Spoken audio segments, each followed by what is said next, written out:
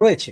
আর অন্যদিকে চায়নার ক্ষেত্রে যদি বলি যে চায়না অলওয়েজ ইকোনমি ফার্স্ট, আমি আমি বলবো যেটা হলো যে আপনি যদি দেখেন যে বেইজিং এর কিন্তু হিউজ ইন্টারেস্ট শুধু ইরানে নয়, কিন্তু বেইজিং এর হিউজ ইন্টারেস্ট রয়েছে, কিন্তু তাদের হিউজ ইনভেস্টমেন্ট রয়েছে, কিন্তু ইসরায়েলের কিন্তু তাদের ইনভেস্টমেন্ট রয়েছে, মিডল ইস্টের অন্যান্য দেশগুলোতে কিন্তু তাদের ইনভেস্টমেন্ট রয়েছে, তাদের ট্রেড রয়েছে।